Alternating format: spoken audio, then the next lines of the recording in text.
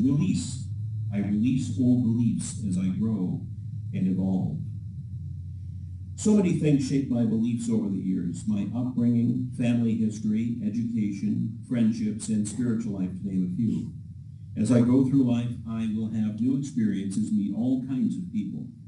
I may find old beliefs that once fit me well fit no longer. Growing and deepening in spiritual understanding may mean releasing ways of thinking that no longer serve me, but I can do that and still honor the person I was, my background, and my history.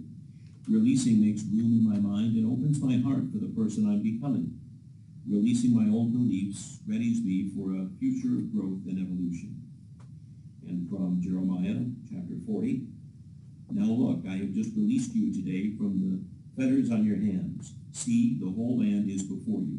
Go wherever you think is good and right to do. Release. We do have music. Should we do music now? We've got the music that you requested. Really? Yeah. Let's save it for after the message, if that's okay. Yes, absolutely. Okay. Okay.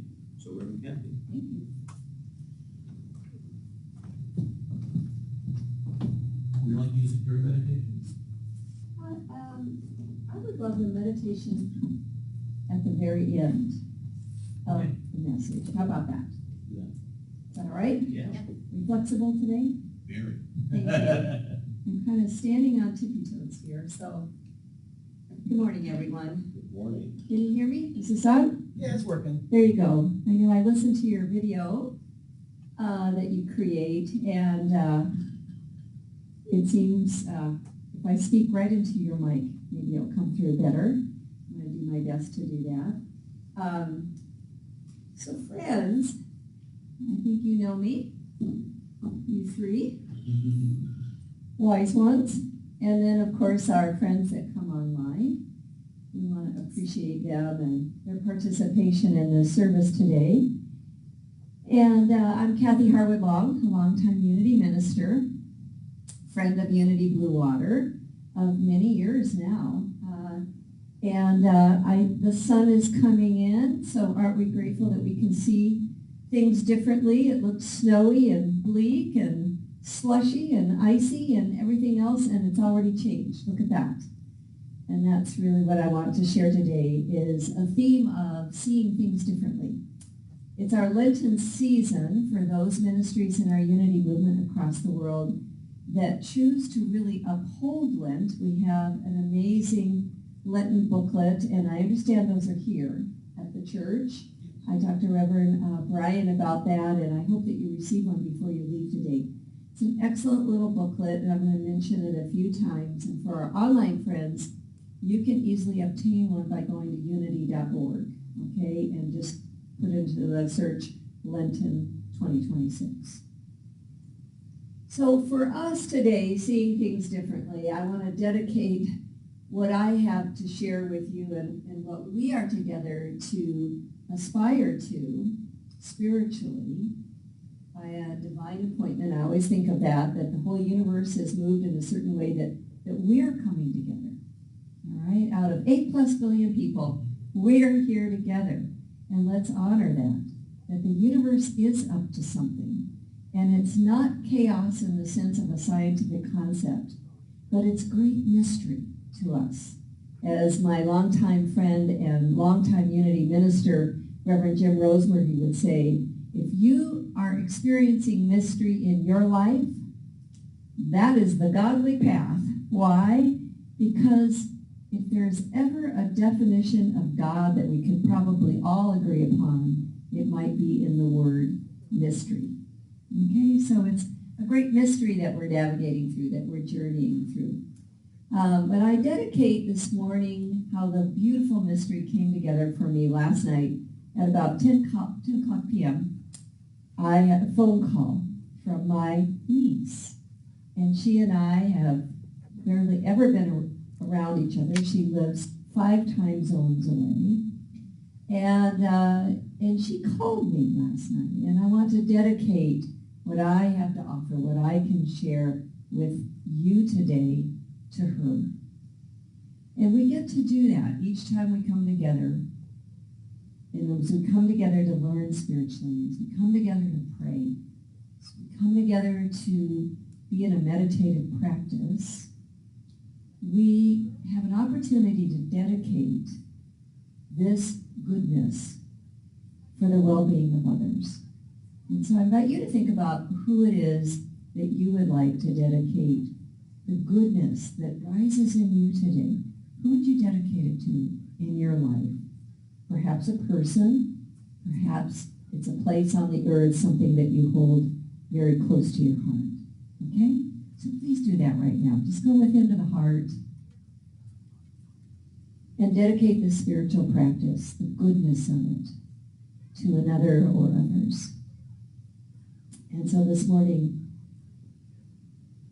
I dedicate this practice, my own personal practice, to my niece, Michelle. Why would we want to see things differently? Is there anything you want to see differently in your life? Yeah, we could all probably say yes. And it doesn't have to be as mundane as the weather, wanting to see it be different, right? But I think that this theme that I'm sharing with you, that is the beginning of our Lenten season, Ash Wednesday was last Wednesday, and the season runs all the way through Easter. So those of you that are familiar with the Lenten season, it's a time of spiritual practice, really a time of dedication that leads and prepares us for a deeper awareness and experience of Easter. And having practiced this for a lot of years in my life now, what I would say is that it parallels other world faith traditions in the practice of letting something go, practicing with spiritual discipline. Perhaps it's fasting in some traditions. In our unity way, it's a work in consciousness. It's a work in what we do with our mind. And our minds are so important to us, aren't they? A mind is an amazing thing. And you know what? We have these experiences as humans where we lose our mind, correct? And we're out of our mind, right? So we want to really be conscientious about working with the mind. And the mind is our link with what we call the divine mind, infinite creative intelligence.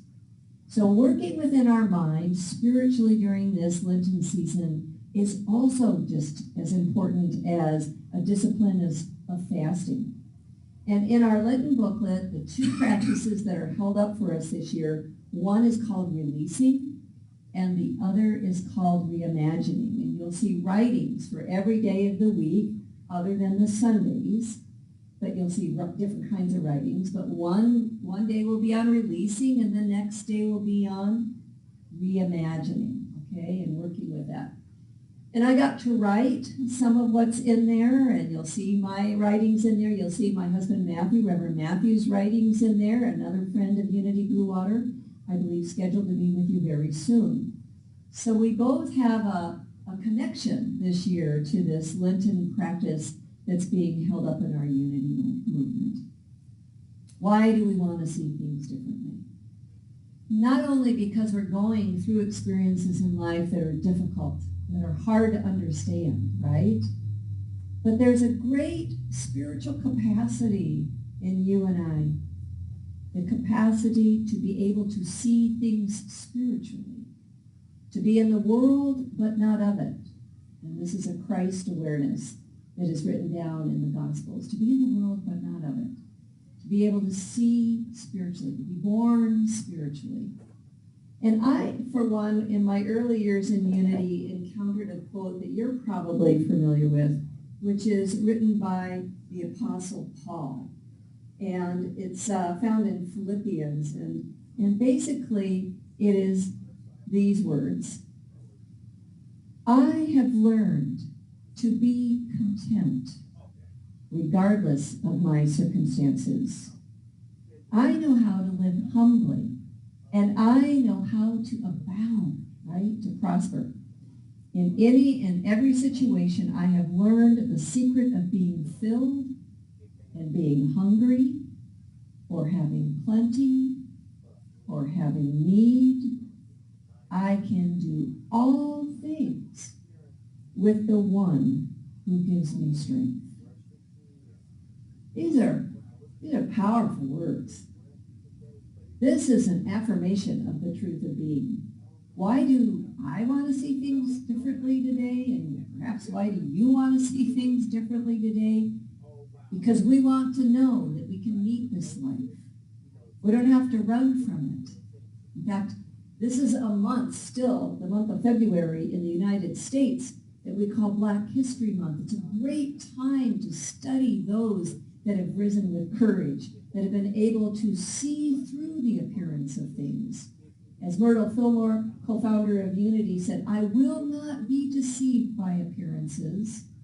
And the person I want to lift up during this month of February, Black History Month, is Sojourner Truth. There's a beautiful movie about Sojourner Truth, who had the ability, the capacity, the power to live from an inner contentment. An inner contentment that she was going to follow through on a guidance that would lead her back into the land of slavery in the South, and that she was going to bring people into the unknown and face danger and death to bring them to the North where they could experience physical freedom.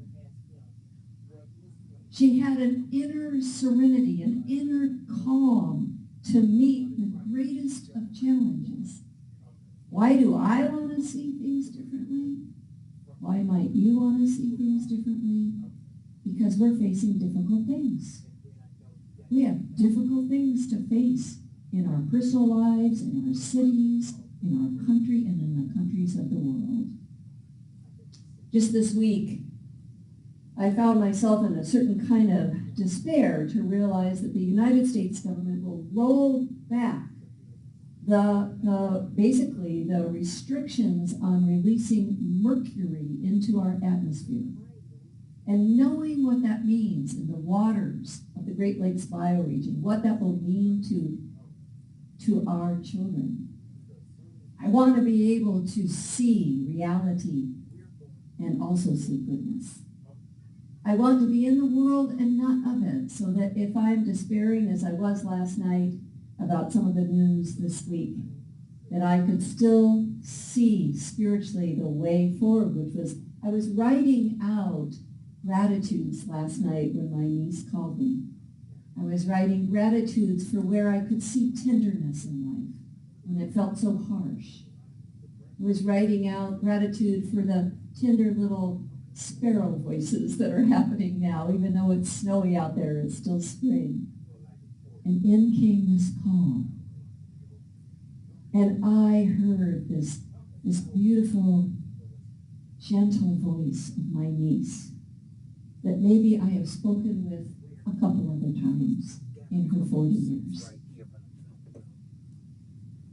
And I felt the tenderness in my heart open up. You see, we have this capacity.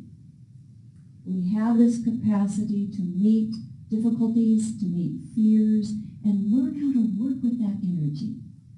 To learn how to work with it. And that's what our Lenten season is about this year. Because being able to release something, for instance, fear, despair, doubt, right? Resentments. What else do we have to release around here? Got anything to offer to my list today? Come on, I know you do. Stress. Oh my gosh. The ability to release anxiety. Right? Okay. Confusion. What else? Anything else? Did you say anger? Anger. Oh my gosh. The ability to release anger. Right? So this for us right now, to help us understand what release is to understand that it is a spiritual capacity. It is the power of power. It's the power of energy. So Charles Fillmore, co-founder of Unity, was a brilliant man. He was a meditator, deep meditator. He dwelt in the inner realms, and he began to see with the spiritual eyes spiritually in the biblical teachings. He began to look at them through the lens of metaphysics. that what was written in the Gospels, these stories, were not literal teachings, but were rather written by a storyteller generation, many generations of people, in symbolic and coded form during a time of great depression. And so that the disciples, Charles Fillmore saw as what Jesus, the man, drawing forth to be with him, be students of a greater truth, that it was this that was really the demonstration of Christ consciousness. And one of those disciples, Bartholomew, is often interpreted as the power of imagination, and another is the power of power, which is energy. So releasing is working with energy and power. And I love listening to a Zen Buddhist monk, Thich Nhat Hanh. Perhaps you know of him. He was mentioning in a talk, he's passed on now, but he was mentioning in a retreat talk, everything is made of energies. Everything is made of energy.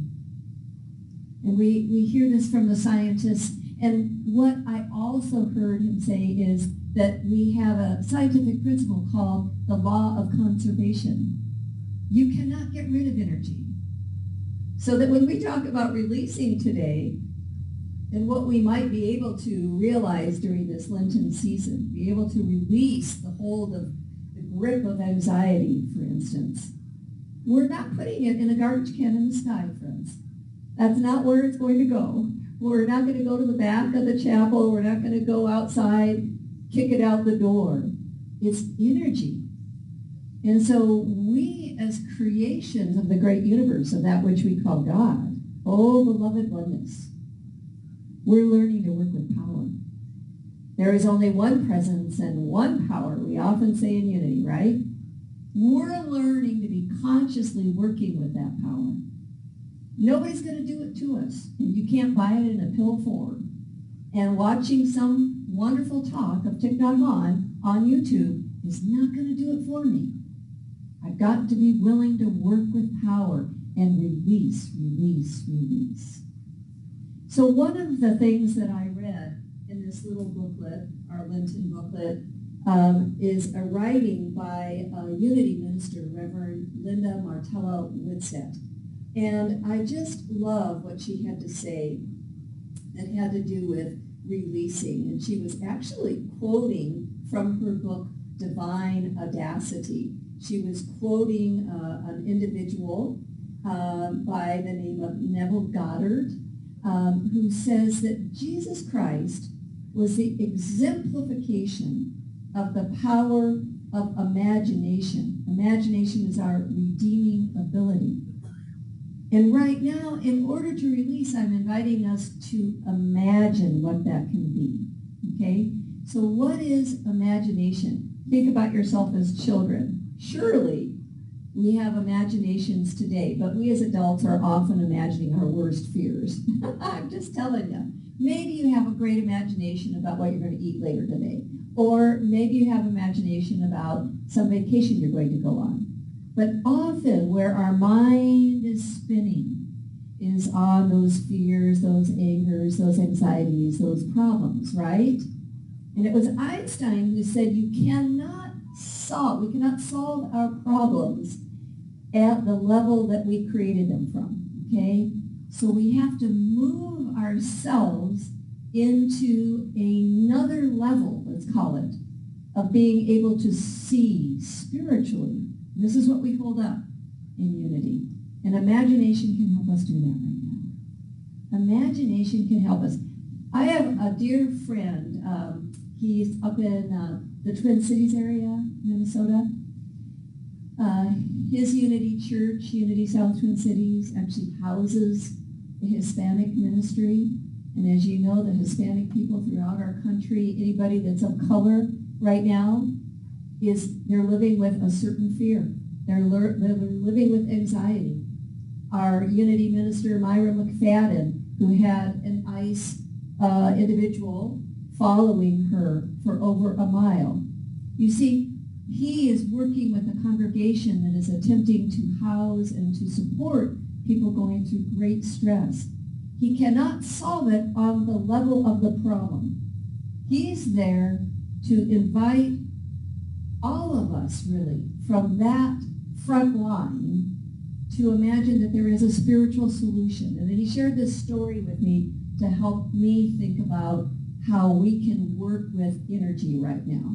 So I'm going to use this imagination exercise for you. Do you know those little, they're like balance balls, and then they have kind of like a flat surface on them, and people learn to stand on them to develop core muscles? You seen them? Hopefully people online know what I'm talking about. I got big smiles here in the audience. It sounds hard. It sounds hard. The imagination is already working. Like, how do you stand on a round ball? And that's exactly what James discovered, because his friend was encouraging James to stand on one of these to develop some inner muscle, right? And James said he got on that little kind of platformy thing, and he just wobbled right off, right? So he didn't hurt himself. That's the good news. But he also learned that he didn't have a certain kind of core muscle. And then his friend and he were out hiking, and they were going uphill, and his friend is the astrological sign Taurus. And he's a really muscular guy, and James told me he was going up that incline like a bolt, like just going. And James was in the background, kind of, he's still not got the muscle to do what his friend's doing. But in that experience, his friend came behind him, put his hand on his back, and pushed him forward. And I want us to imagine that in the power of release, as we are letting go our kind of conscious or unconscious grip, we begin to feel like the wind beneath the wings. We begin to feel the power that is greater than self,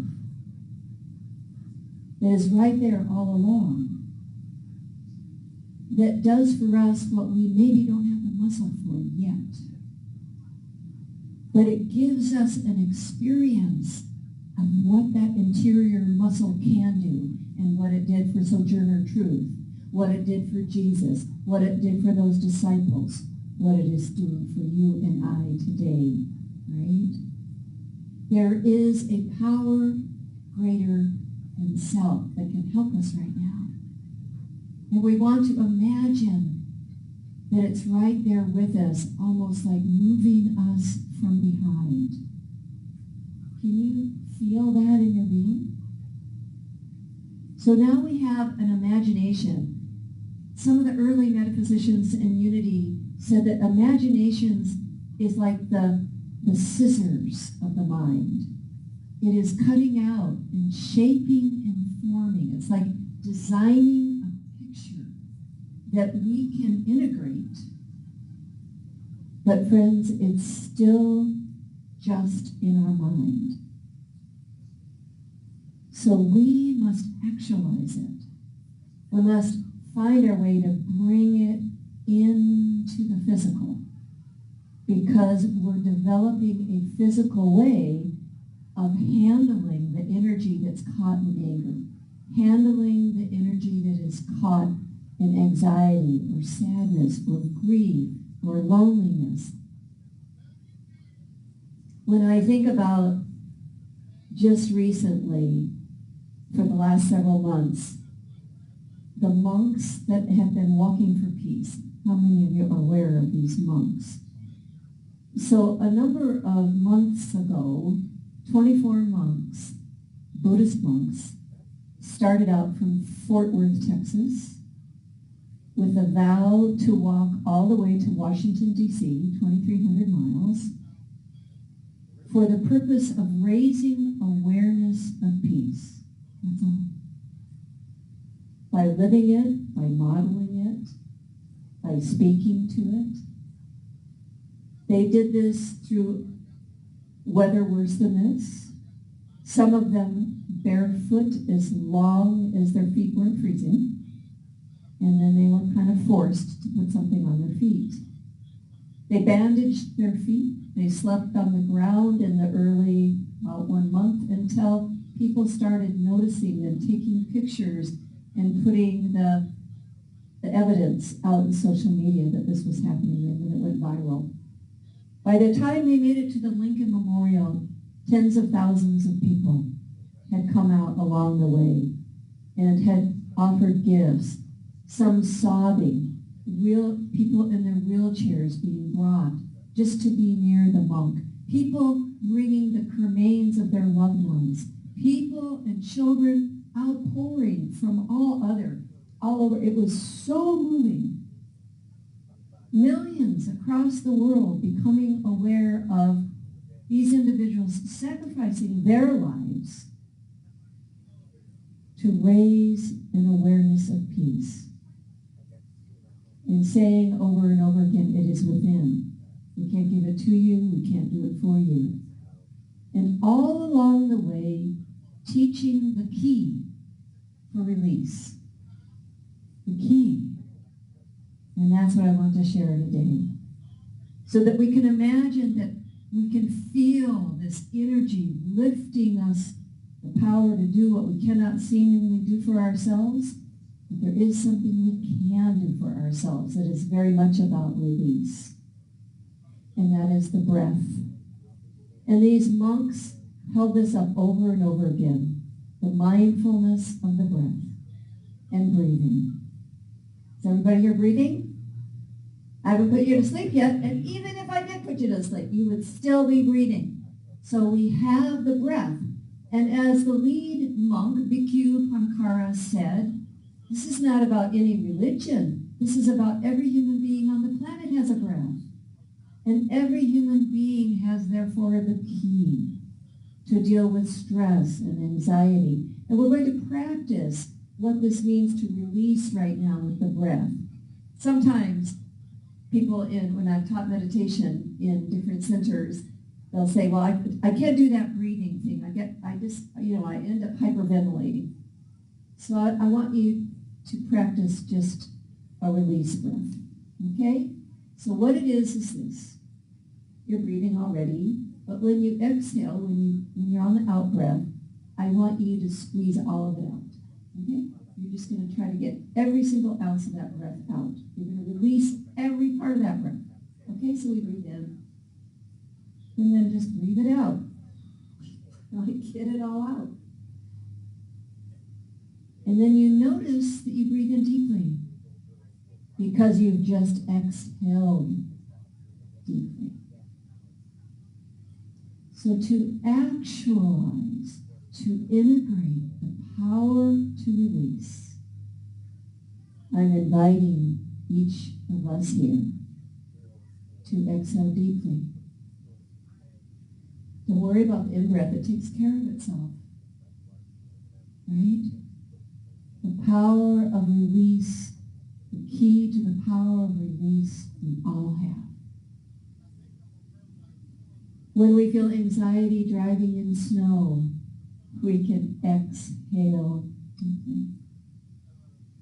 When we wake up in the morning with fear or in the middle of the night, we can exhale deeply. Imagine yourself right now. Use the power of imagination. Where do you want to imagine yourself remembering to breathe deeply? You already know the hot spots, right? Is it when it's dusk and it starts getting dark? Is it in the mornings when you wake up, things are agitated? Think about it. Is it when you think about your children or your parents? Is it when you're thinking about what you're going to do about money or your physical health? Is it thinking about what your boss is going to ask of you? Right? You already know. And the beauty is that God is already there. There is not a spot where God is not. God is already at work in that part of your life and in the parts of my life. And so we exhale deeply to release our kind of pattern of behavior, right? So release, remember, is It's a changing of energy. It's kind of like all this cold, frozen water outside. I can hear it in the sunshine. I already hear it melting right out this window. It is changing form. It's becoming fluid again. So when we practice release through prayer, through meditation, through our conscious conversation with God, right? We are already breathing our life energy into a spiritual solution. We're no longer trying to figure it out, sort it out, tough it out on the level of our problems, but we are moving into the consciousness of spirit, and we are already, therefore, working with energy in that spiritual way that is about transformation. And we can breathe deeply. See yourself already now in the different times. Make a commitment during this Lenten season. Every day when I would tune in to watch these monks in their walk, I kept thinking, there they are, there they are, there they are. People asked them afterwards, they said, how did you do that? I mean, weren't you ever like wondering if you could make it? Were you challenged to go forward? What their response is, I want us to hear right now. They would see people in their midst appreciating them. And they felt the strength flowing through them. It was never a question of quitting. They'd made a vow. And in their spiritual tradition, it didn't matter. If they died on the road. They'd made a vow. What does that mean to us today? I was thinking about Lent and my many years practicing Lent. What does it mean to make a vow? What does it mean to get clear intentionally for a practice leading into an Easter transformative consciousness? I can't do it for you, but I can say to you that I've got a tool for you that comes to you from our Unity movement. It's free. Online friends, you can order it. It's free. They will send you a free copy. A tool to hold up. You know, for me, I finally am starting to make a little progress on trying to do things perfectly. Anybody else here making a little progress with that? Right? There's this little affirmation about progress, not perfection. Right? So I can climb my mountains today. You can climb yours. And we might make one little step. And we might feel the power of God in that step. And that's great. Or we might lay down on the path and say, you got to carry me on. But we're turning to the power greater than self. So, friends, each reading, release, and then imagination.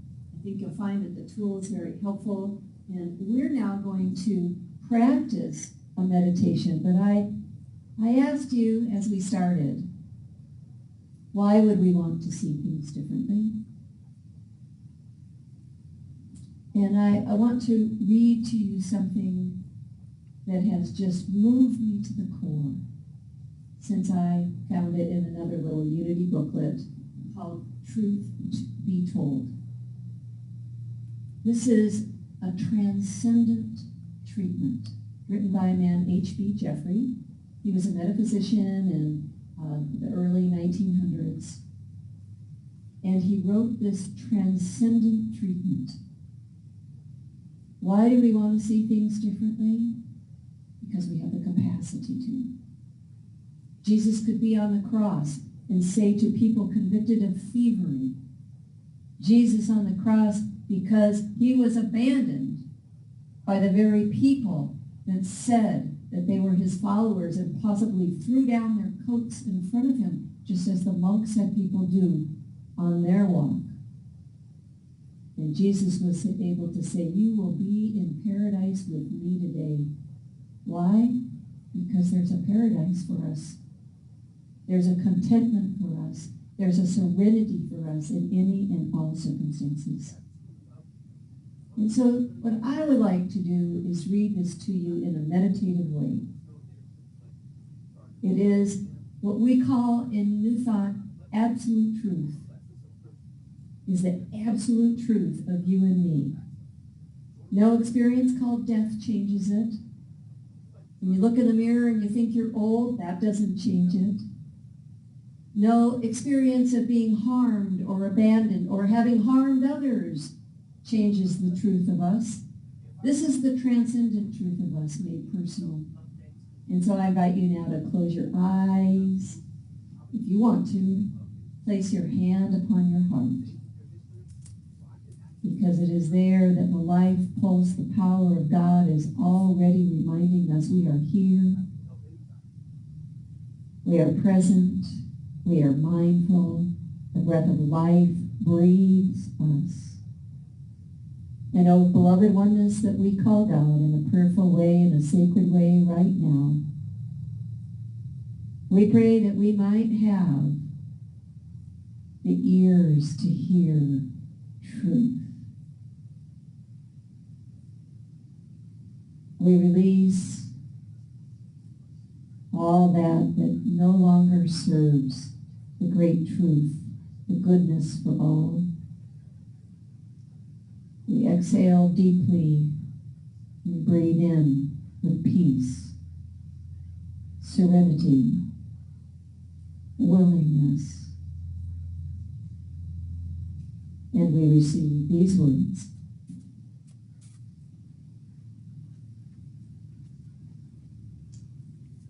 Beloved of God, greeting. In my integrity within me, where I know and see as God, I know and see you. Oh, beloved, to be free, wise, immortal. I see you unfettered and unbound, triumphant, glorious, splendid. I see you unweighted by human thought of limitation, unweighted by matter. I see you unbound, undiseased, buoyant. I see you strong, mighty, forceful, powerful, divine. I see your eye lit with fire from on high, and I see your tongue tipped with celestial instructions. I behold you bright, joyous, victorious, undaunted. I see you spotless, beautiful, deathless, abiding. I see you flawless, fearless, transcending yourself and all your affairs, independent. I see you smiling, sane, sound, and strong. I see you, each of you, strong as the child of God, sibling of Jesus the Christ, joint heir of the Father, the Mother God, the kingdom, the realm, the universal rule. And I see you alive with God and upheld, free with the freedom of spirit. All the world sees you as I see you evermore.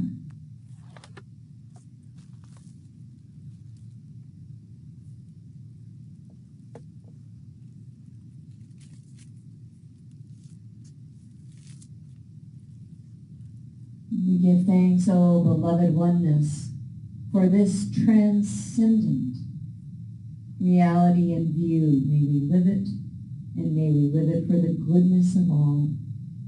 We go forward, we go onward into the mystery with the wind, the power of God beneath our wings. Thank you. Thank you, thank you. Will you affirm that with me? Thank you, thank you, thank you, and amen.